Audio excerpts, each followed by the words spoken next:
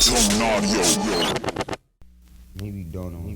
This time, this time, this time, this time, this time to build, this time to build, this time to build, this time to build, this time to build, this time to build, this time power, this time to build power, this time to build power, this time to build power.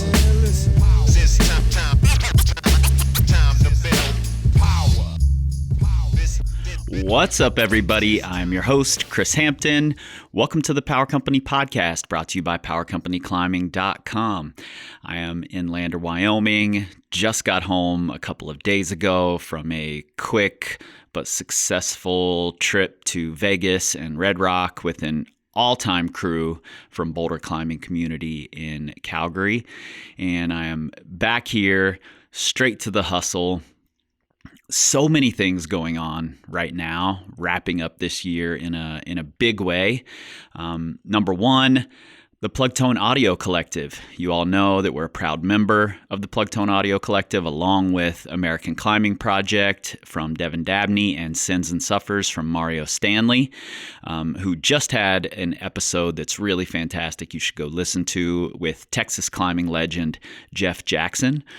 But also, I've been developing a new podcast, Breaking Beta, The Science of Climbing, where my good friend and fellow coach Paul Corsaro and I get together weekly to discuss a paper that's relevant, or maybe not, maybe we just think it is, to climbing. Some climbing-specific papers, some that are general sports science, but all that climbers cite regularly and often are misinterpreting. So we're going to be looking at one paper in depth each week for 10 weeks, starting on December 8th. It's done, it's loaded, it's ready to go. It's so much fun. I know talking about scientific literature doesn't sound fun. I promise you, the way we did this, quite fun. We're also at Plugtone, Devin and I in particular, are developing some new podcasts, working with some other podcasters. And in 2022, we're taking over the climbing industry podcast game. There, I said it. You're on notice. It's happening. Also, it is that time of year when the capitalist holidays are upon us, and whether we like it or not, we live in and participate in a capitalistic society. And I'm a small business owner, so this time of year helps us out immensely.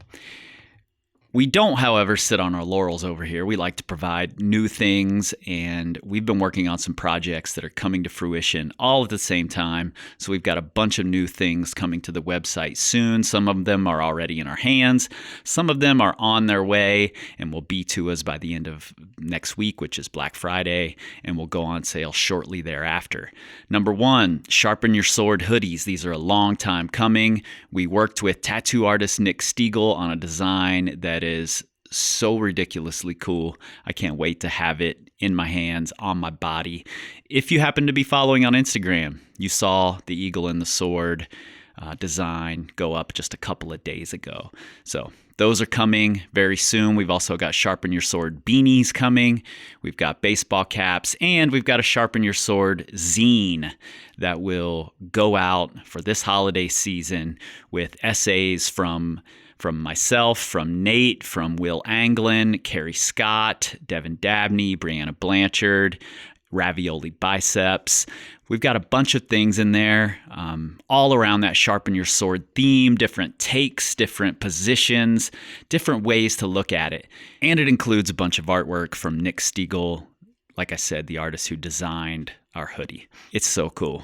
All that will be on sale soon, within the next week or so after you're hearing this. So be on the lookout for it. All right. Today's guest is Andy Leung. He is the head setter at Climb Time Cincinnati, which is a community that first raised me, and then I was privileged enough to help to raise.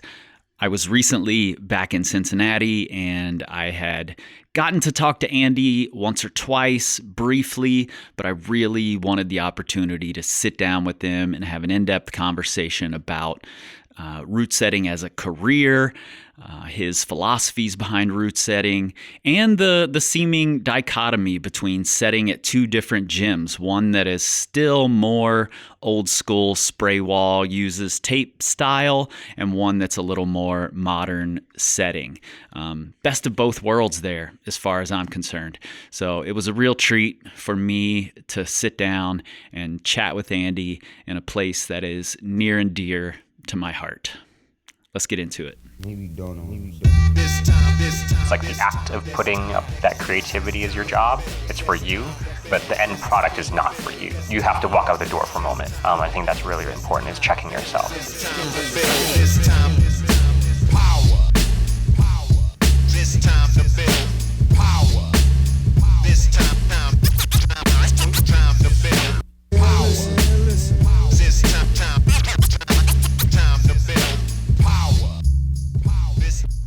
I'm curious, like we're sitting in Climb Time, Oakley, the new Climb Time. Mm-hmm. I started climbing in the old Climb Time in Blue Ash, and I'm going to go climb there tonight just for nostalgia's sake. Yeah. And back then, route setting was not a thing really. Like Tony and Nero had sort of started doing it professionally, and there were a few other guys that were on his crew, but that seemed like it, where I was in the climbing world. When did you start? And it was in Toronto, is that right? Yeah. What years was that? I'm curious how that scene looked at that time. So I started in like March of, like my whole climbing career actually started in March of 2011. And then about 6 months later, I actually started setting at a gym in like the east end of the city called TCA, or Toronto Climbing Academy. At least for, I would say that time, setting as a whole was still very much not, at least for Toronto, I would say, not much of a profession. It's not that, comps weren't happening or people weren't getting paid for their work, but it wasn't much in the way of where I could easily make it a career at the time, unless you could set for like internationally in the States or on some kind of a bigger scale. It was very, very difficult. Opportunities were not easy to come by. Yeah. Was it even something that you considered? Like, did you even look into it that deep to realize it's not actually a viable career path, or did it just seem like this thing people were doing?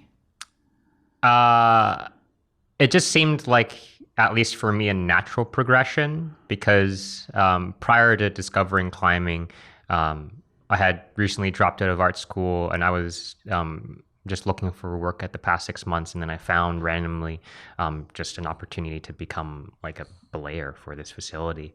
And then one thing led to another. I wasn't in school. I didn't have any other obligations. So I was kind of like, just put my head down and see what I could do with it. And then route setting came along and really was actually really nice, because it took over that creative aspect that I didn't have with art necessarily anymore. Yeah. Yeah, I'm curious about that too. And we'll get into that, but I kind of want to understand better how you go from this is just a thing to make some money for now. It's a creative thing for me. It's kind of become that. When did it occur to you that it actually could be a viable career path? Mm-hmm. And I'm asking because I'm unclear when that switch really happened. Climbing, I think, is an interesting thing because we're constantly climbing on your creations, your products that are in the gym, but we often don't put a ton of thought into how they got there, what those people's jobs look like, whether it's a viable career path. Do you have to just be a single college kid, or can you support a family on this kind of a job? So I don't know when that switch happened. When I started, it was trade for your monthly membership. Yeah. And I think I probably put my first holds on the wall on a top rope route at Climb Time Blue Ash, you know. I'm sure that's what it was. Yeah, exactly. But so I'm just curious, when did it come to that point where you were like, oh, maybe this could be something? I think around like my second year of route setting, I was just really starting to consider like, oh, I really, really enjoy this, almost like, if not more than climbing itself. Just because like the job itself entailed me to have to climb anyways. So I wasn't about to lose that, but I got to be creative, and that's when I really started considering it entirely. Where I wanted to pursue this, and actually I didn't know necessarily in totality what career I would acquire out of it, if you will, but I knew I wanted to pursue it more. That's for sure. I wanted to see where it could take me. Yeah. Was there a pretty bustling scene of sorts in Toronto? Because I know Joe Rockheads was around. Did IO set in Toronto? Mm-hmm.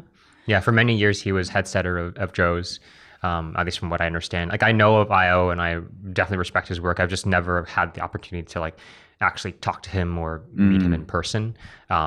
Just the way that I guess that kind of worked out. But at least at the time when I started, it was like Joe's, TCA, and then there was Rock Oasis, and then also I think I'm pretty sure Gravity was still existing in like Hamilton, which is like pretty far southwest of the city, and then I think in Kitchener there was like of Rock and Chalk. So that was kind of like our gym scene when I started. And then basically now, if the stats still holds true, at least I don't know if it does. But now like Toronto has one of, if not still like the most amount of climbing wall surface area per capita. Really? Of a major city. Yeah, it's kind of ridiculous. There's a lot of small gyms everywhere.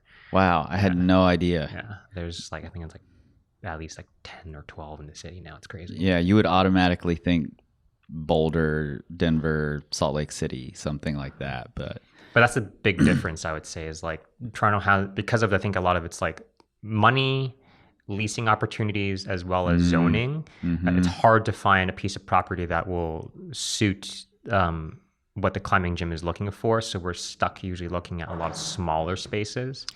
Right.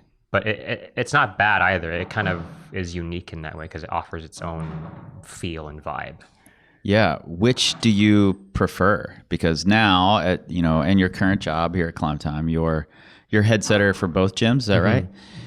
And this one is while not a mega gym by any means, it's a bigger, nicer, cleaner, newer gym. The old Climb Time Blue Ash was maybe certainly the first gym in Cincinnati, but one of the first handful in Ohio. And has been around quite a long time. So it's a smaller,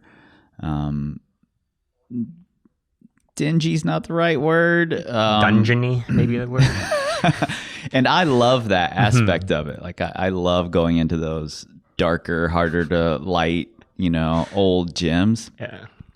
What's your preference to set on?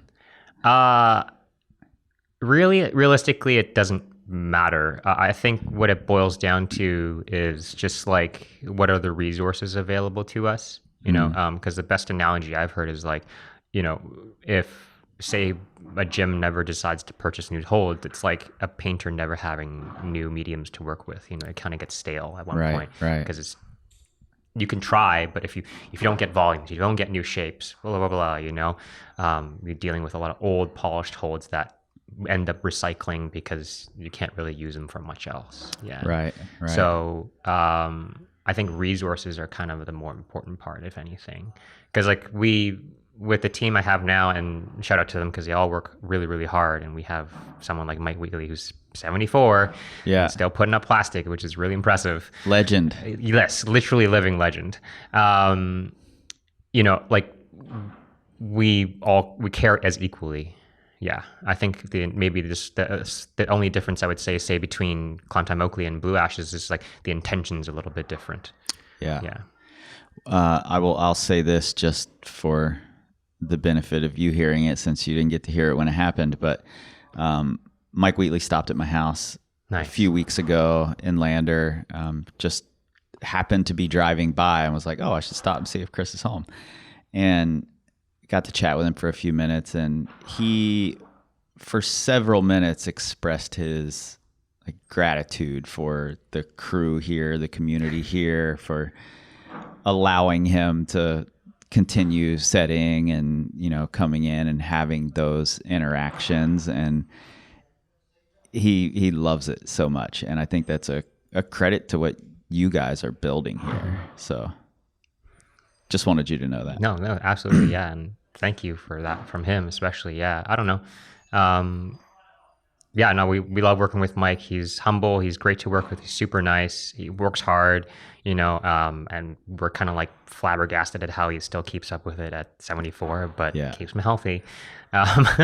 And, he puts up a good product too. It's just, and we want that because it's something different, something that we maybe, especially Andy and I, might not necessarily set. Mm-hmm. Yeah, and that's Andy Lockwood, by the way. There are many Andys. You've here. just cloned yourself to work in both gyms. I don't want to clone it myself. God, no. So, out of curiosity, working in the smaller gym with older walls, and here in the bigger, newer gym, and I'm sure there's a bit of a different clientele. Do you change your style of setting going from one gym to the other? What's the thought process there? I would say for Blue Ash in particular, it tends to be a little bit more training oriented. Not that we'll completely go away from more novel movements, if you will. But say for Oakley, we will set a little bit more commercially. It's a little bit more friendly and approachable, just because Oakley is the newer facility and it does capture a wider clientele, especially. Mm-hmm. Sad to say, but especially since the pandemic happened, and even though we have reopened, we're not necessarily seeing the same number of check-ins as we have prior. Sure. And other gyms have opened up since, on North Side, it's Climb Cincinnati has opened, and we know of Mosaic has opened up in Loveland, all that kind of stuff. So people are going elsewhere for their product, if you will. But I would say, at least for Blue Ash in particular, because it's such an older facility and it has that bit of nostalgia to it, it's we want to keep that nostalgia, I guess, in some ways, and keep people coming back, because I'm not sure, because I haven't traveled to many gyms in the States, but we're probably still one of the few gyms that has a very, very high density, and we still use tape. Mm-hmm. Yeah. So I don't know how much, for every single handhold and foothold. So I'm not sure how many gyms still do that. Yeah. How do you feel about that? I think for Blue Ash in particular, I think I'm fine with it. Sure, it's dated, but if I look at what it's trying to do, I have no problems with it. Yeah. Yeah, I like that. I appreciate that you take that into consideration. Not only because it's a nostalgia thing for me, but when I was climbing there, and every time since that I've gone into there, it does feel more like a gym filled with spray walls, mm-hmm. Which gives it a really unique feel and flavor. Mm-hmm. And I'm not necessarily tied to the tape aspect of it, but I do think that once you introduce that color-coded system, the density goes down, just out of necessity, Yeah. So I really like the filled walls aspect of climbing there. Yeah, here at Oakley, we set monochromatic, and we just tag our climbs for the associated grades. But yeah, the biggest thing that we run into is just how do we not have conflicting colors? And that's usually the limiting factor. It's not a matter of do we have enough holds or whatever, but it's just right. I can't fit this other pink, as an example, next to this one. That's really it. So our density is high, but not, obviously will never be as high as Blue Ash. Mm-hmm. Yeah. Have you looked at all? I'm curious how a commercial route setter sees this, just because I've moved to apps for my own spray wall. Have you looked at apps at all for Climb Time Blue Ash? Yes and no, actually. I have looked at like the Stocked app, I believe it's called. And I don't remember where it was developed. I think it's some European country. So apologies if I'm butchering it, but I know that. Yeah, there's Stoked and there's Retro Flash. Yeah. And a couple of others that do some similar things. So I think for those of us that want to do a spray wall thing, it would be interesting. But yeah, like Blue Ash would be the best place for it, because then you could just make up your own problems, obviously. So it is a possibility, yeah. You just triggered that in my brain. I hadn't thought about the customer, because Blue Ash still has new climbers come in, I'm sure. So the customer not as frequent anymore, especially through the pandemic, obviously. But sure, we do. So the customer coming in, the tape still does mean something quite a bit. You know, it's their way of initial interaction with grades, especially. Yeah. It's like, this is hard or whatever. Yeah. Oh, that's a new thing. Actually, I hadn't even thought about it. Climb Time Blue Ash that didn't exist when I was there initially, but has been there for a long time. Are the different tape patterns mean different things? Yeah. So. And like, I know some gyms will be like, oh, we want this to be like explicitly like, a V4 and explicitly a V5, you know? So we try and veer away from that, just so that way as a whole, when we do this here as well at Oakley, but it's just trying to create a product that is still going to be fun, but the biggest thing is it's something that's approachable and accessible, so that way people don't get overly intimidated by just a number. You know, it's like you won't know if you don't try. Yeah. You're leading us into a never-ending rabbit hole here with grades. How the hell can you possibly say this is explicitly a V4? Oh, you can. Yeah. I'm sure you've had these conversations with clientele, with your team. How do you approach grading in a world where it's our measuring stick? It's, whether we like it or not, some of our self-worth is tied to the grades that we're climbing when we come into the gym. Absolutely, yeah. And these grades, at least in my opinion, they demand that you have a complete skill set, what the hell does the word complete mean in this instance? But they demand that you have this wide set of skills, or the grade may seem drastically off to you. And I think a lot of people come into the gym and go outside lacking a certain skill set. They encounter a grade that they think they should be able to climb, and then they're upset about the grade, rather than focusing on their own skill set, their own climbing. Yeah. I'm curious how you interact with people criticizing the grades, questioning the grades. I do my best to definitely hear out everybody in terms of what their grievances may be in terms of the grade. It's like, oh, this move is too hard for whatever reason, and I'll take into consideration of like, oh, how tall is this person? And if I've known this person for a little bit, especially, it's like, what are they generally going to be stronger at? Because say for both of us, like, how tall are you, Chris? 5'8". And what's your ape? 5'8". Oh, so okay. Even. So even. Like, I'm 5'6", but I'm -2. So it's kind of like, what do you do? Where can you find the middle ground? Because we both know that it's impossible to define a particular number. Yeah. Especially within the gym. At least outside it's concrete. It's going to stay static for the most part. But here it's like things change all the time, and how do you determine that, right? And I do my best to kind of look at it in the eyes of like, okay, is this more of a issue of difficulty, or is it an issue of accessibility?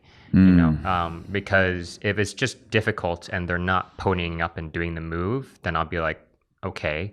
But if it's something because of the fact that, oh, I don't they don't have, say, a push foot, or they don't have a high enough foot, or whatever the situation may be, then I ask myself, is it something that we're lacking instead, in the product? Because sure, we will never be able to create climbs that will suit everybody, but it's the idea that how can we create climbs that will ideally suit the masses, right? Whatever the average may be, in our clientele. So like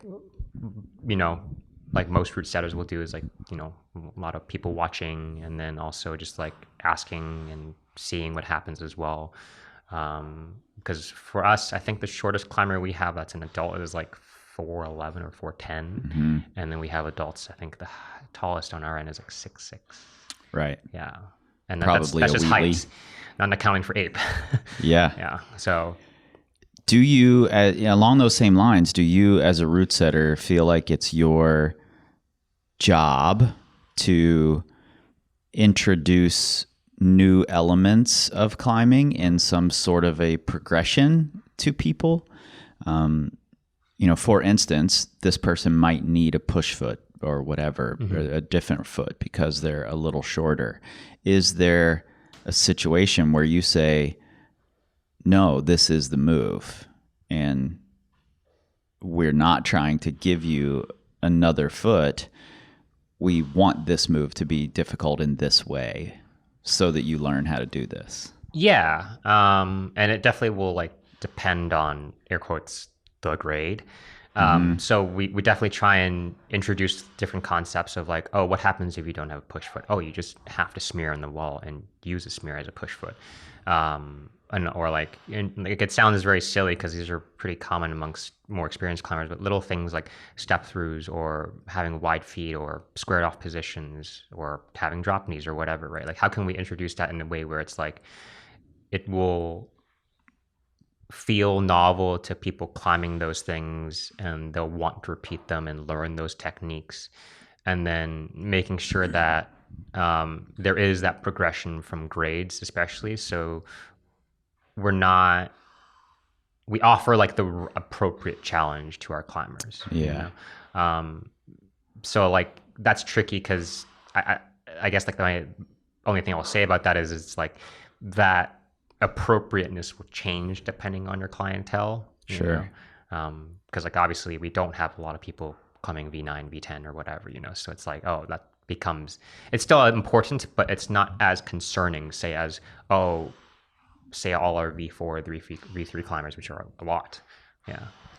Yeah, I think it's really interesting because when I look at a lot of outdoor areas that have some unique element to their climbing, take Wild Iris, for example, or somewhere like the Frankenjura, we see these videos or these photos of climbers at the high end on these tiny little, half pad monos, things like that. And we think that that's just an upper level climb, but then when you climb in those areas and you're climbing on 510, there might be a half pad mono, but you have good feet, and you do have to pull off of this little mono, but you can get your weight over your feet. And so it builds you up in this really slow and progressive way. And I often see people come into these areas having not progressed through the grades in that manner, and then get injured on things that are relatively easy for them because they haven't progressed through this specific grip type or this style of climbing or whatever. Yeah, and I think and this is where it's tricky, I guess, because obviously, like, as climbers, be it you're a route setter or gym owner or a customer, or you only climb outside or whatever, we all have our, say, preconceived notion of whatever a grade may be. We're all guilty of it, and it's hard because this 510 is easy for me, but for the next person that has maybe climbed even a harder grade, this 510 for whatever reason is hard for them, right? And it's not that they're lacking in ability in terms of the capability of actually doing it. It's just like asking ourselves, what are we? I like to think of it as it's like, it's not what you're not strong at. It's like, what are you not good at? What have you not learned to do? And I think with us, at least at Climb Time, it's like we're definitely still like a older school gym. So a lot of our clientele do climb outside. So it's kind of like, for us, the closest region would be that's major is the red. So a lot of our clientele will want to climb ropes or train on boulders to get strong to climb on ropes. So it's having that stuff that will suit that need of, my goals are to climb outside, but kind of sprinkling in little things that kind of challenge them to think a little bit differently. Yeah, and I'll take that one step further beyond the, this person may not be strong enough, or this person may not be, good enough. That's a loaded way to say that, but they might not have the right skill set or whatever. They may not value that thing. Something I've paid attention to a lot in climbers over the past 5 or 6 years is that we set up these kind of value systems for ourselves that may align with our goals. They may align with what we're already good at and look good doing or get praise for in the gym. And we stack our values up in those categories, which then causes us to lower the value of these other categories. And I think I see that happening a lot with older climbers who are, I'm a crimp climber, so they look at slopers and they don't value the slopers because they don't look good on them. That's not the climb they gravitate to outside. It's not anywhere close to their hardest send in the gym. So then they avoid slopers, then they get worse at slopers, so it's this self-perpetuating cycle. And I've seen that with volume climbing, with big macro holds. Even though, in my opinion, volume climbing might even be more realistic to climbing outside in a lot of cases. But we just stripped that out of our value set for whatever reason and avoid it and then get worse at it. Yeah, like we all know of that whole scenario where it's like, and I've heard this on like other episodes of your podcast where people are talking about how it's like if they can't do that climb, they hate it. Right. And then the moment they figure it out, it's like the greatest thing on the planet. Yeah. And I think for all climbers, we're all at one point at least guilty of it, and it's hard because I think when we are shut down, when we don't perform well, obviously that challenges our ego. And I think at the end of the day, it's like if we look at climbing as a athletic pursuit for whatever reasons you might have, it's like, why not learn and be well-rounded, right? It's a hard thing to always be in the mindset of, because it's like sometimes you just don't want to learn. Sometimes you want to just feel good on the wall and just have fun. And that's perfectly valid as well. But I think, at least as say a route setter, I think there is that demand of you to always be as well-rounded as possible. It's like you suck at slopers, set sloper problems, climb on them, get better at them. You suck at pinches, pinch everything, even if there's no thumb catch. Just force yourself to do it, right? Yeah. So that way you not only learn to climb on it specifically, right, and move better on those type of handholds, but then when you set, you don't just see them as, I have to hold it this way. Right. You start thinking a little bit more outside the box. Yeah. I think setting is this really cool opportunity to learn how other people engage with the things that you may not be good at. So if you have a setter who, like you just said, isn't good at slopers, and you're like, well, set some sloper things. Normally, those are going to be easier than the person's top ability. And then they have this really cool opportunity to watch people essentially test run their product, and they can see these people who might be really good at slopers find a solution that is better, hold a hold in a different way. And then you get to have all these light bulb moments. It's such a cool opportunity to think, I would hold this sloper this way. I'm going to put it here. Here's how I'm going to interact with it. And then you watch someone else who's really good at that do something entirely different with it. Yeah, absolutely. So cool. And I think that's why, I'm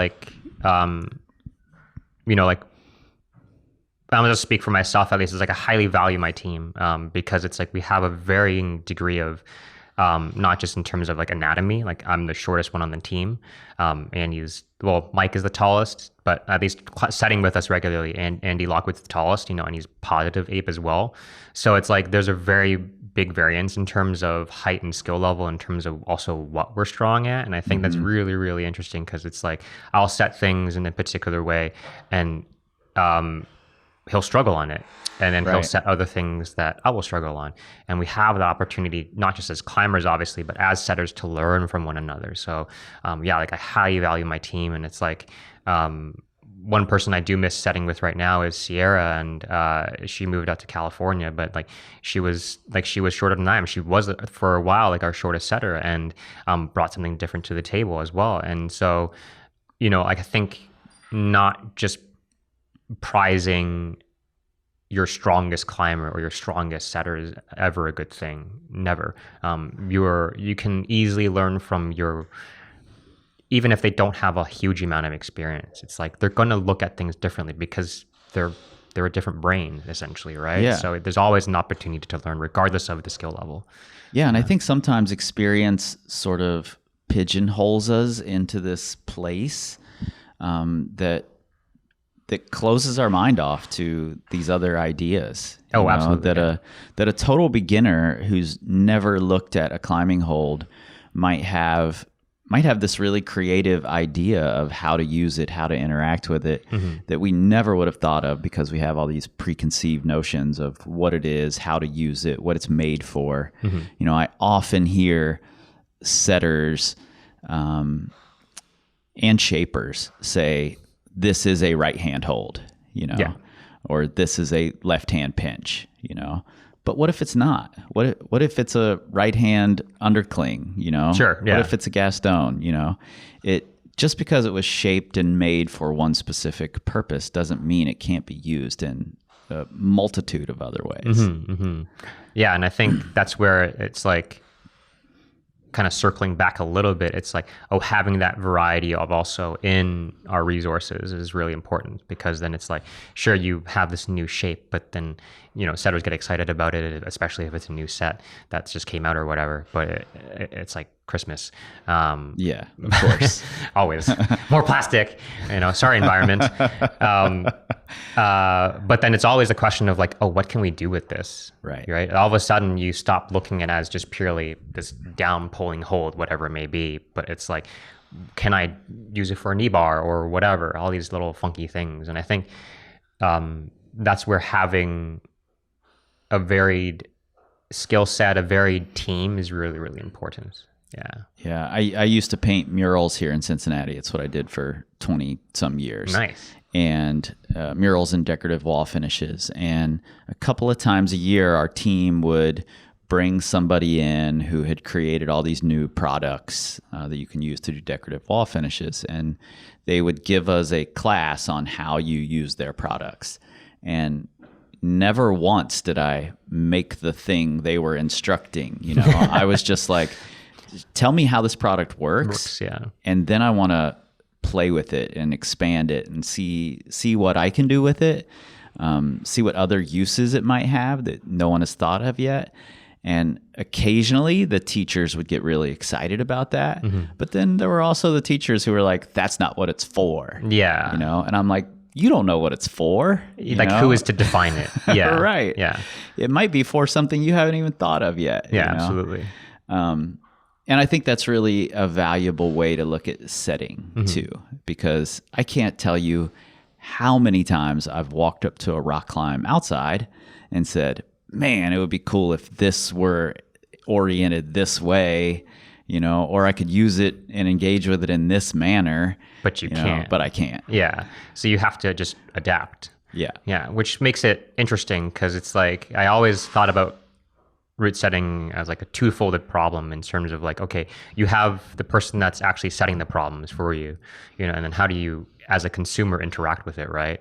And I think the most difficult part about route setting is not necessarily creating good product. Like in your I think your last podcast, at least that's out right now, with what was his name? Kevin. He says the coaching. I apologize. I don't even know what the last one I put out is. It's all right. but you guys talked about coaching and like mentorship. Oh, with Kyle. That's right. Yeah. Sorry. Yeah.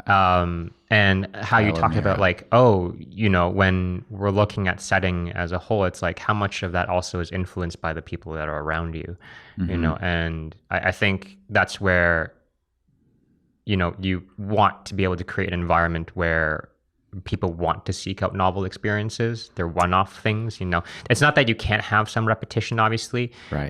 but the idea is that, you know, climbing is a novel experience. You're going out there doing these climbs. Sure, you can repeat them, but inevitably it's like, no, you want to try something else because you've done it before, right? So I think as a route setter, it's like it's hard because people don't realize that it's not only obviously physical labor, but it's highly creative, and it will never be perfect. It will never be perfect because it will never suit anybody perfectly, Yeah. you know? Do you because it will never be perfect, do you ever get attached to boulders or routes that you put up and want to keep them there? Not anymore. I've actually tried like trended in the opposite direction because of the fact that it's like, you know, all route setters will put up some level of trash at one point, if not, and definitely multiple times. It has to happen. But it's that idea of like, why am I so attached to this? And I ask myself, and you know, like, sure, I'll be happy about this climb because it climbs well, or I got this particular move out of it, but to what end? You know, eventually it's going to come down anyways. So why be so invested? Just learn from it instead.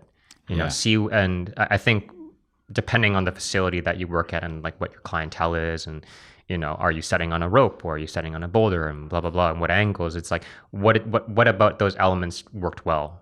What did not work well? Right? Yeah. It's all iterative essentially. So I try not to be attached anymore. I look at it as this is like what's good, what's bad, what can I cut out, and what can I keep. Yeah, I love that. My friend Yasmin and I, who I've climbed and trained with for a lot of years, actually have in our Google calendars RIP Yellow Route. It was a route at RockQuest set by Tony Fry that I actually once took down, cleaned all the holds, and put back up. Oh, wow. Because it was such a good training route for us.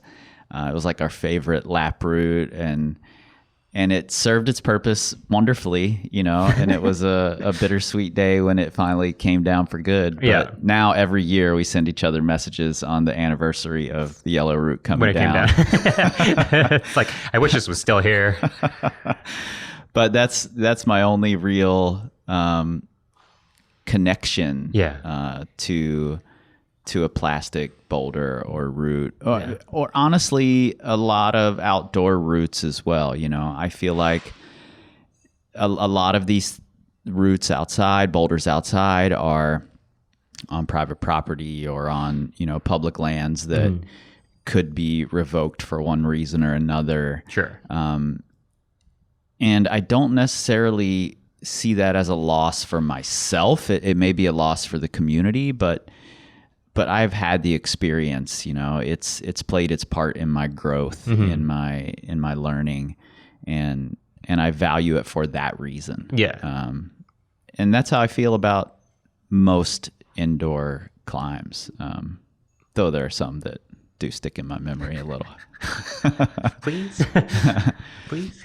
What was your art? What were you focused on when you were in art school? So I guess like growing up, I did a lot of drawing, just simply pencil and paper. And then eventually as I went through high school, I kind of like got into more like things like graphic design. I went off, like graduated high school and went off to OCAD. I was there for only a year and a half, but very quickly I realized, oh, this is not for me. So I dropped out, and then that's when I started looking for work and just miraculously found work at like a climbing gym. Yeah. Do you feel like I know it like took over the creativity aspect that you needed. Do you feel like any of the lessons you learned in art and graphic design, or any other art for that matter that you were looking at in school, did it transfer over to route setting? Actually have never thought about that.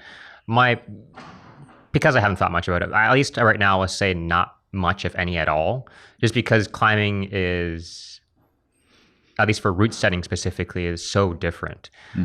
Like the best way I can describe it is it's like a creative trade job.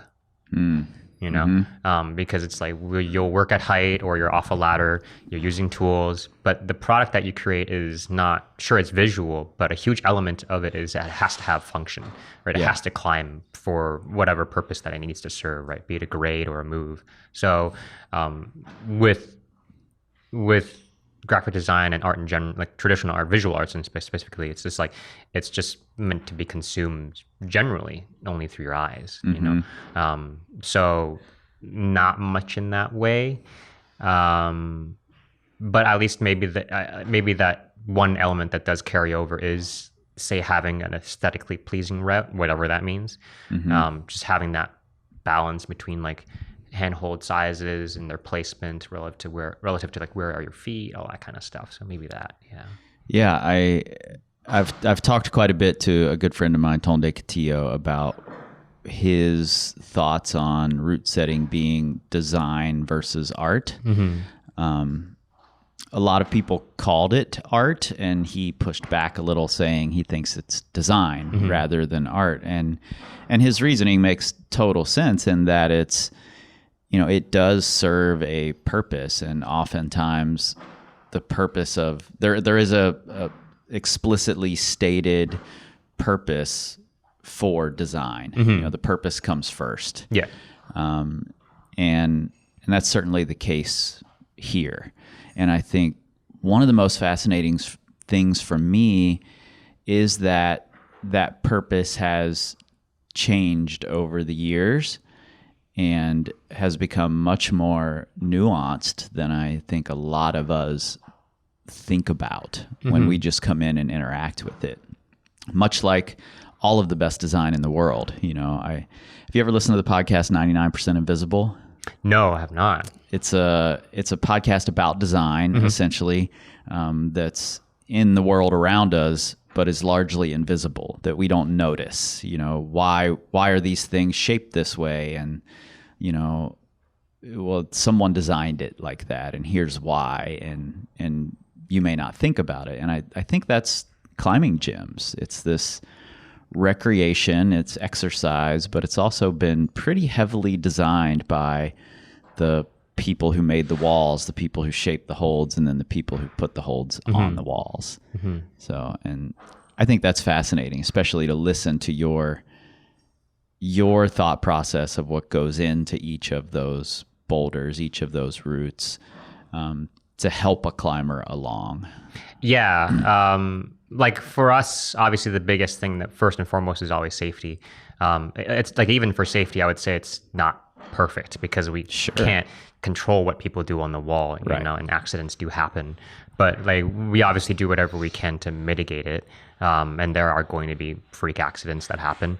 But beyond, say, safety as a whole, it is all about like looking at the resources that are open to us and figuring out, like, okay, maybe for a V0, I don't want something that's super novel. I want something where it's like, oh, I can have someone off the street come in and find some level of success and enjoyment, right?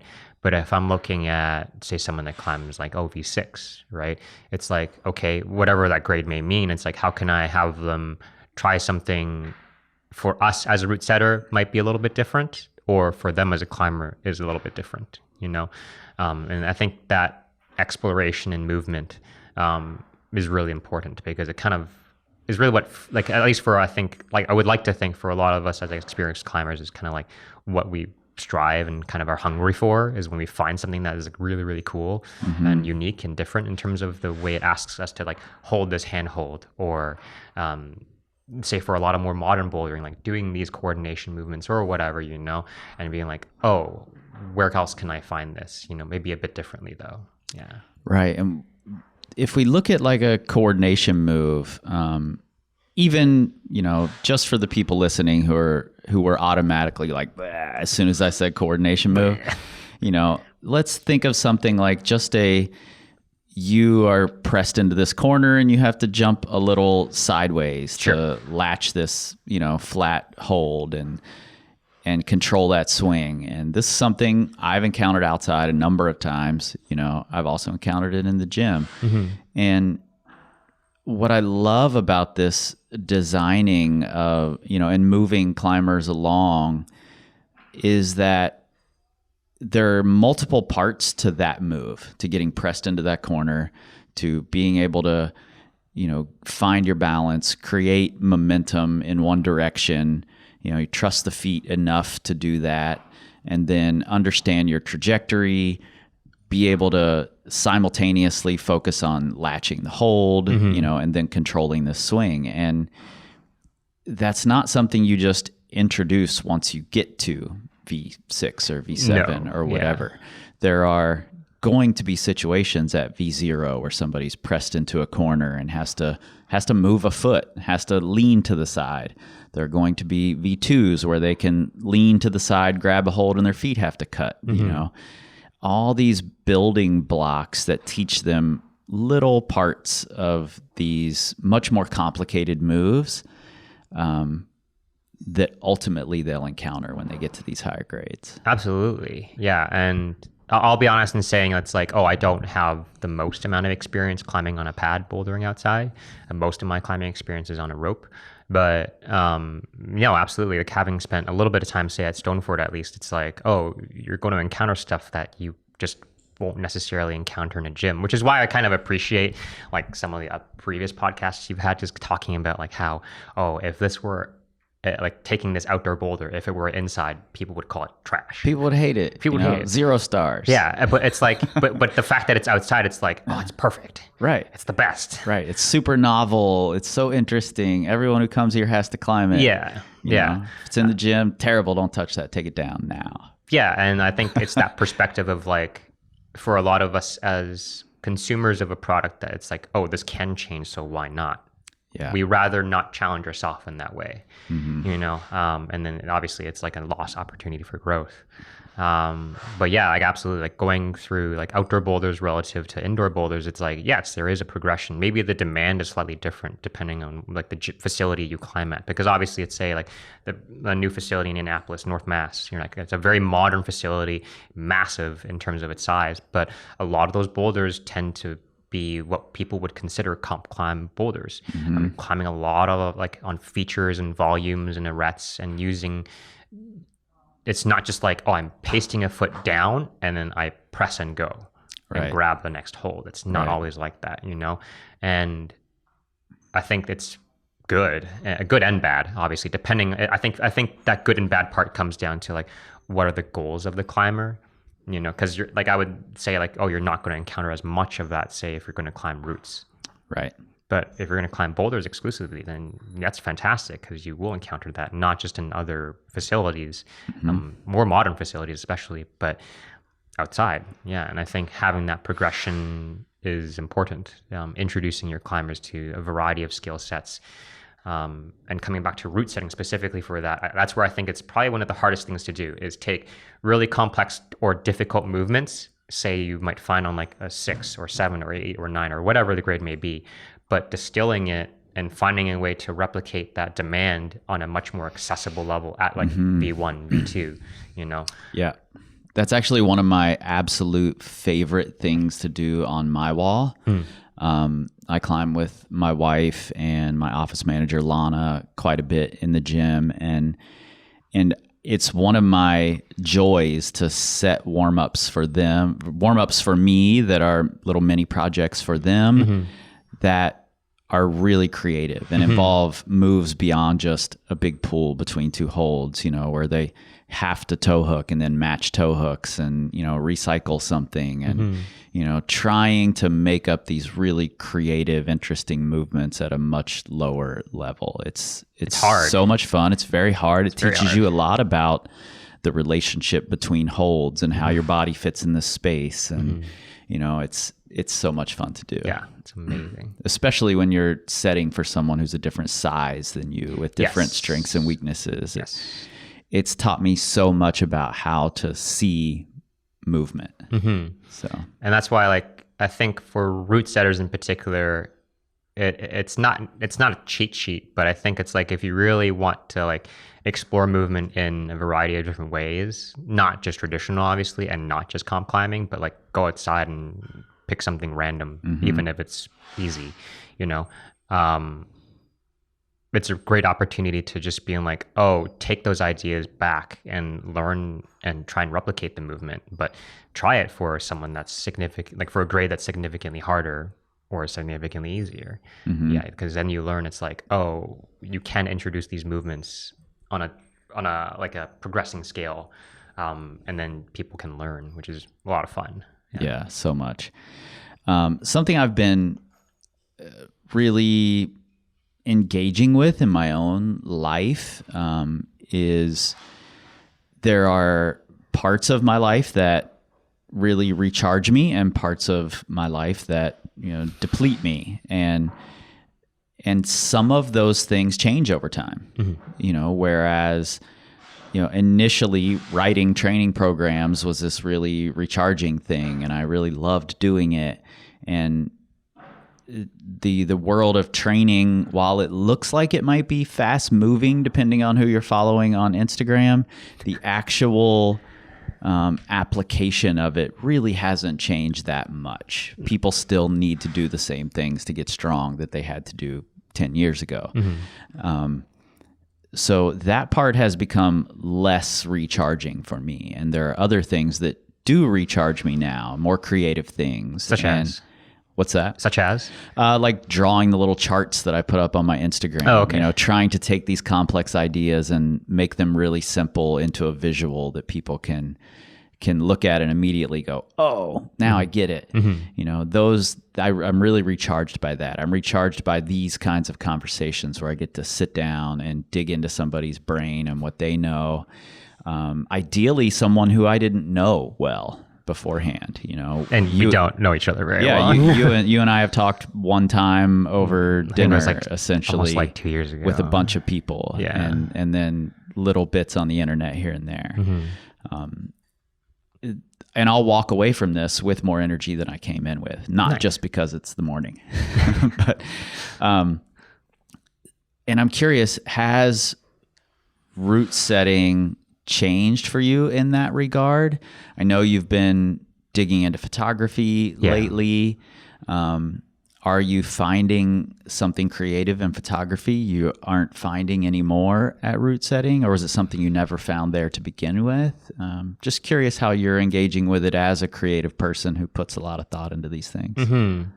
I'll say for Routesetting in particular, there is still always that exploration that will never go away, because again, if you're always seeking novel ideas, then you will have to always just look at whatever your resources are, you know, and I'm gonna have to set this grade. What can I do a little bit differently, you know? Because if you set at any gym long enough, you'll obviously, for any route setter, they'll get familiarized with those wall angles, being like, oh, I've done this before, you know? So it's like, what can I do a bit differently, right?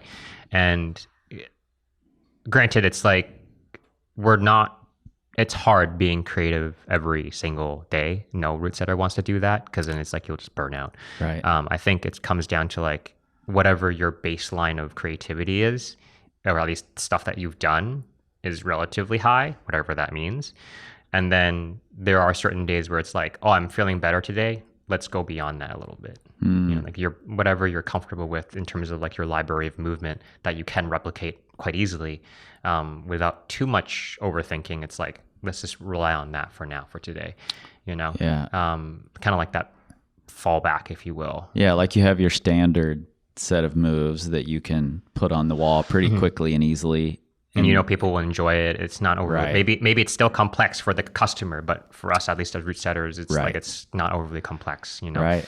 And then maybe that miraculous day, it's like, oh, I get to work with a new hold set, and I've set at this station before. Now it's like, oh, what can I do differently? You know? So I think it's like how for say you've spoken about for training. It's like, yes, you want to try hard when you're training. Yes, you want to try hard when you go outside to, you know, send your project. But it's like, there's also a time to not try hard. That's just equally as important as well, right? You want to be able to just go out, have fun, not push yourself physically or mentally to the limit, you know?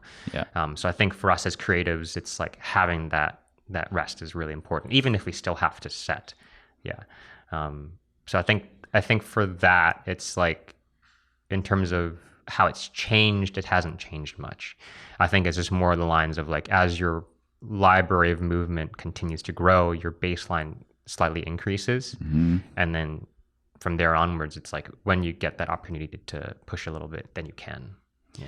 You just said something really important that I think a lot of coaches need to keep in mind. I constantly have to remind myself, and I know our team of coaches are constantly reminding ourselves. Is this something you have to talk to your team about, or you see happening in the route setting world, where we're drawn to these like overly complex things that suit us at our level, and it's really easy to forget that the really simple things might still be complex for someone else? Yeah. Because I mean, that's where I think route setters kind of have that big advantage when they walk into any facility, especially if it's not their own. Because of the fact that they route set, they have automatically, or at least I feel like they should have, a higher innate ability for route reading, right? Because like if you see the arrangement, you might have actually done it yourself, right? So you kind of don't have a cheat sheet, but you have like this. It's like having a cipher for a code kind of thing. Right. You can decode it a little bit more easily, you know? And I think for route setters, having that level of introspection to look at the route setting and being like, okay, like this is easy for me, you know, be it the movement, the technicality, or the sequencing of this particular part of your climb, whatever it may be, you know, but how does a climber have to interact with it, right? The actual customer. And I think that's where, like, obviously doing the people watching and whatever is really, really important, because you'll see climbers when they're trying to navigate that space and being like, maybe they spend more of their time looking down all of a sudden than they usually would. Who knows? Or they're like they're looking all over the place. Like, where's my feet? Where are my hands? Right. Why is this side pull or something, you know? Right. So looking at what they're struggling at is really, really important, because then it's like, oh, all of a sudden you see maybe it's one customer, but as you keep watching, it's like, oh, there's this, for whatever reason, this trend that's occurring. You see people struggling at this part. They tend to always do this. So you realize, oh, they struggle with this particular aspect within their climbing. Then it begs the question of like, how can I continue challenging them, or do I want to challenge them in different ways afterwards? Yeah. Something you just said triggered this like reaction that I've had. Very often there'll be a World Cup or something, you know, some big comp where there's some really novel move that happens. And then, you know, the next week on Instagram, there are going to be 1,000 posts of people doing this same move in their gym because all the setters went in and wanted to do this move. And my normal reaction was like, oh, why can't we be original? But something you just said, and I'm not even sure what it was, made me realize that a lot of the customers watched that comp too. And now they get to come in and do a version of this move they saw Tomoa do. Yeah. You know, and feel at a really tiny level what Tomoa, you know, felt in this position eyeing up this move. And that's very cool. Yeah. And I think, you know, sure, it may not be original anymore because it's been done at the World Cup stage, but it's original. I think that originality is still comes down to the individual, or at least say the route setter or the facility or whatever it is, right? Like that's that's like that their first time, you know, so it still has just as much merit. And like no one should necessarily take that away from you. So I think looking at stuff that's been done before, sure, like one can argue nothing is original, whatever. Yeah. But I don't know, I feel like that point is kind of moot, because like then why pursue novel experiences then? It's the fact that for us, it's our first time, right? You know? And for route setting, it's like, yeah, recreate it. sure, you might not have it on the wall ever again once it comes down for God knows how long. But all of a sudden, your team learns a new movement. Your customers learn a new movement, or for at least how many of them that actually get the opportunity to really climb on it and experience it. But then it's like, if you're a facility that pushes heavy on like comps or whatever, now you have something that you can add to the library as well. So it's exceptionally useful. Yeah. Yeah. And I'm now, because my mind was just blown by this like rethinking of my own assumption about this. Now I want there to be like a specific zone in the gym where there's like a loop of Tomoa doing the move at the World Cup, and then there's this boulder on the wall that replicates it, you know, and you get to pretend you're Tomoa for a few minutes, you know. You like get really serious and have your super stoic face on when smile. You step onto the boulder until you send. Have you seen, speaking of which, have you seen Tomoa and Akio's YouTube channel? I have not, actually. I did not know they had a YouTube channel. They are hilarious. They are joking and laughing and just being generally goofy, which is not a side of Tomoa I had ever seen. Oh yeah, or imagined, or Akio for that matter. Yeah, once they're on, like once they're performing, it's like stone face the entire way. Yeah, until they win or something, and then they're just like, okay, all smiles. But you don't. I think people forget that these athletes are like just as human. Yeah, like sure they go out with a purpose. Yeah, but there's pressure in those situations. Yeah, and they have to perform. Yeah, I bumped into Team Japan in a grocery store in Vail when I was there to MC the World Cup, and I walked over and said, "Good luck" to Tomoa. That's awesome. And my wife was like, "Did you just talk to him?" I'm like, "Yeah." Oh shit. And she's like, "But he looks so mean." He's probably a really nice guy. Yeah, probably super nice. Yeah. So, yeah, now I need to just go look at World Cups and make boulders up. Yeah, maybe. But to circle around to the other part of your question about like say photography and visual arts, it's like not to sound all like mopey and stuff, but I guess it's like for me, growing up doing visual arts was very much like a passionate thing in the sense of like it wasn't selfish, but it was just like it's self-serving because I did it for myself because I wanted to. Right. You know, as a youth and like as a teen, it was like kind of a means of expression and all that kind of stuff.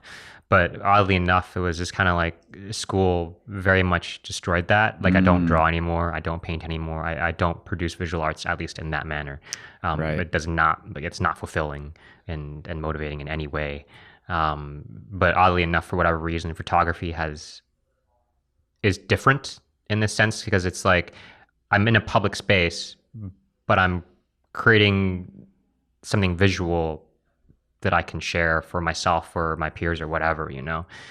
So I think it's just that it's like, as a creative or anybody that's creative, it's like Routesetting can be at times very collaborative, which is good. You want collaborative and you want collaboration, especially for a product that's not meant for you, that's meant for your customers, right? Right. Or your competitors as well. But I think there is that time where you want to be able to pursue creative avenues for yourself and nobody else, where it's like, it's liberating, it's expressive, you're looking at the world in a different way, whatever the medium may be. You know? And I think that's, I don't know, I feel like it's pretty important. Because one would argue it's like if you're creative and you can't create, it's like dying. Yeah, I think your soul just kind of withers away. I think it's incredibly important, and I think it's just as important and not as often talked about to find the nuance in that creativity, you know, and not lump it all into one big category. Yes, Routesetting is this creative thing and you get to exercise that regularly. But it's also this very analytical thing for you. And there's a lot wrapped up in it beyond just creating. So finding a way to meet yourself, you know, where you need to be in that creative zone, and finding the right nuance that makes you happy, I think is really, really important to have. Yeah. And like, I don't like, obviously, like, I don't know how other teams run necessarily. Like, I've been fortunate enough to work on in the almost 11 years of route setting I've done, I've been able to work with a lot of different teams, which I feel very, very fortunate about. But like, one thing that I'm not sure if this happens, but I don't see a lot of teams doing is, it's like, you have your route setter come in, they have all the time in the world to just set one climb. They're not pressured by, like, there's no time restraint. Right. No kind of quota they have to meet. And they might not even necessarily have a grade requirement. It just means for them to like set within their own head and their own space and not be bothered. And like they have to analyze their own product at that point. They still have to forerun, still has to be safe, all those requirements, all that kind of stuff. But they have much more breathing room. Yeah. And I think that's really, really important, because if all we did was set commercially, or all we did was set for comps, then it's like, if we're always going to extremes, what about the middle? Or at least, even if it is the middle, say it's like, maybe it's an extreme in a different avenue. Sure. Right. And I think, as for a creative job, essentially, it's like, there needs to be that space where you don't, like, some of the pressures are taken off. Yeah, and you can just do it purely for yourself. It sounds selfish, but I think it's necessary as a creative outlet. Yeah, and oftentimes what sounds selfish is this thing that can drastically raise the quality of the overall output. And then it's really no longer a selfish thing, because everybody who interacts with it gets the benefit. Yeah. That's why it's like, I think for route setters, one of the, maybe not practically speaking, it's not one of the hardest things to do, but like, kind of like in our own headspace, at least, it's one of the hardest things to do is not be attached, obviously, because it is our work. It is our creativity, right? That's being expelled on the wall. But the question is, it's like, how do we also, take a step back and detach ourselves from it, right? And you have to, I think that's where the difficulty is, like, having that collaboration. In some cases, it's like really important, because then you have to give it up to the rest of your team. They all give their opinions, we all do the tweaks, and it's like, sure, it's not the same anymore, but that's the point, that it's not the same, that it's a collaborative effort as well.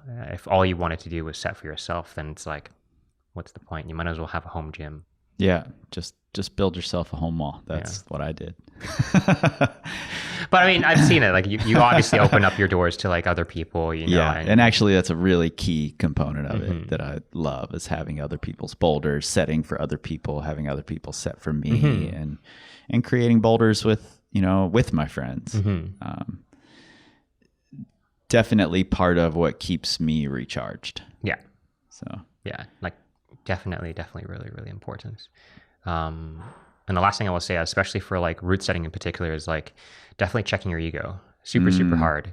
As creatives, like, it's very easy to get attached with the product, how it should be done too, especially like, if we get really invested, it's like, oh, you have to climb it with this particular beta, and it's like, but nobody gives a crap if the easiest way is this other method, right? So it's like letting go of certain ideas and then being invested in others, but also like realizing that the way I've always put it, it's like the act of putting up that creativity is your job. It's for you, but at least in a commercial setting or a comp setting, but like the end product is not for you. You have to walk out the door for a moment.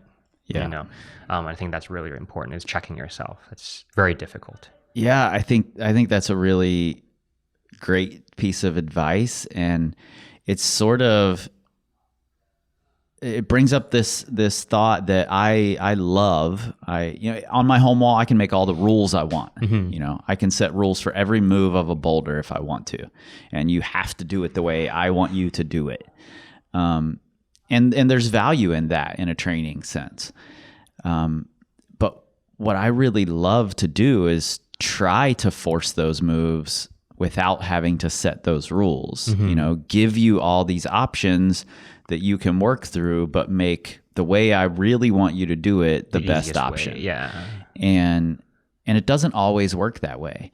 And I see that more as the same value of lesson as getting to watch someone who's really good at slopers, and I'm really bad at slopers. This is actually not true. Slopers are my strong suit, but if I were bad at slopers and getting to watch someone climb on my sloper boulder and do it in a way I'd never imagined gives me this new tool. It's the same with, I wanted them to do this move this way. Oh, but look, they found this other solution. Yeah. So I don't take it as a slight. I don't take it as a knock on me at all. It's more, oh, here's a thing. Here's a tool I didn't know, you know, and now I have it in my toolbox. So I think it's a really valuable piece of advice to set your ego aside when it comes to what's intended with the boulder, and let people show you what they see out of it, and then you can add that to your process the next time, and you know, try to remove that possibility from it if you can. So wait, I'm curious now, like how much, because you said you've set at Blue Ash before, so like how long ago was that? Ooh, what year is it? It would have been starting around 1995. Oh, wow. Okay. That's a long time. A long time ago. Yeah. And for a few years after that, I worked at the gym for a while, sat there a bunch. And at the time, I was thinking about this on the way over. We would set top ropes. We would set lead routes. So used to have that whole big lead wall. That's still called the lead wall. Used to be bigger. Yeah. You know? So my first lead routes were set in a roof, essentially. I don't remember ever setting boulders. I think we just put holds up and then taped boulders. So interesting. Similar to the way that I would do a spray wall now, sort of similar, though even now there's more intentional setting of it. I don't recall ever setting a single boulder. Oh wow, okay. Would you ever want to put out plastic here? Yeah, I think it would be very fun. Okay. I love setting. I'm very slow at it. That's okay. But I love it. Okay. Maybe next time you're in town. Yeah, next time in town I would love to. Okay. It'd be really fun. That'd be a lot of fun. Yeah. I'm sure like all of us would enjoy it. That's why. Yeah. Yeah. Me too. I would love to learn from you guys. Yeah, So that'd be a lot of fun. These folks here are lucky to have you. Thank you. I've talked to a lot of people in this community. You know, this is my community, and a lot of the people I've talked to have nothing but good things to say about you and about your philosophies and just the interesting person that you are. So I'm glad we had this opportunity. To Thank you very much. This. Yeah. And I don't like, I'm not exactly sure who you're hearing this from, obviously. But I appreciate the kind words. Yeah. Cause like, obviously for me, like most of my, if not, I would say at least for 8 of the setting, like 8 years of setting that I do have, it's like a lot of it was from like Canada. And it's been interesting to like bring that experience and kind of, so to speak, implant it into a completely different community. Yeah. But I feel very privileged and honored to like be in a position where, okay, like these group of people like do enjoy it and appreciate it. Yeah. Yeah. Well, glad you're here. Thank you very much. Thanks for sitting down with me. Absolutely. Anytime. First off, big thanks to Patty Law, Andy Lockwood, Mike Wheatley, the rest of the crew over at Climb Time for letting Andy take some time out of the day to sit down and talk with me. It means a lot to me to hear what's behind the thought process that goes into helping that community grow. Like I said, it's a community near and dear to my heart, and I appreciate that someone who is spending a lot of time thinking about it is at the helm of how those climbers are learning to move, what they're learning about themselves in the process. It's not a job that should be taken lightly. Andy is not taking it lightly. And also, if you're in that Climb Time community and you're listening to this episode, keep in mind that maybe what you don't like about that boulder you're trying is exactly what you need. Maybe you should pick up a copy of my book, The Hard Truth, there at Climb Time and read it. You might need that advice. And if you happen to be visiting Cincinnati, stop in first to Climb Time Blue Ash. There's a lot of history in that building. Some of the first jibs, screw-on holds for a climbing wall were created there. A company called Crater. The American Bouldering Series began there. Scott Rennick was a big force in that. He owned Climb Time back then, and that essentially became USA Climbing. Lots of history in that building. And then go across town to Climb Time Oakley and see how a climbing community can evolve when the right people are in place. Okay, don't forget, coming soon, Sharpen Your Sword, hoodies, a zine, beanies, all sorts of things. Those are going to be on sale very, very soon, and they can be in your hands by Christmas, I promise. You're going to love this new stuff that's coming out. Also, Breaking Beta, the Science of Climbing podcast, drops on December 8th. The trailer is out now. You can find links right there in your show notes. Go listen to that trailer. Get subscribed so that you don't miss out on episode 1 when it drops. We'll be talking about Ava Lopez's first paper on finger strength. In 2022, Plug Tone Audio Collective taking over. Watch and see. All right. You guys know where to find us, powercompanyclimbing.com. You can find us on the Instagrams, the Facebooks, the Pinterests, the YouTubes, at Power Company Climbing. Check out our new community forum at community.powercompanyclimbing.com. And if you want to argue about boulder problems in the gym, do it on Twitter. That way, I can't see it because we don't tweet. We scream like eagles. We don't know. This time, this time, this time, this time, this time, this time, this time, this time, this time, power, this time to build power, this time to build power, this time to build power. This time to build power. This time to build power. This time to build power. This time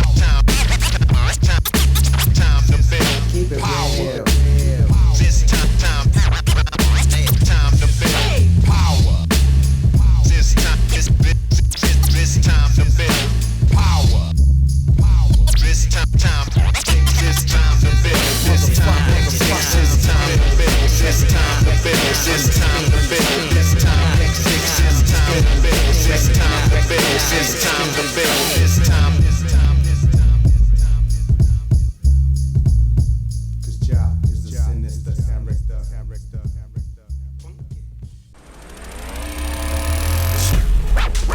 Plug Tone Audio.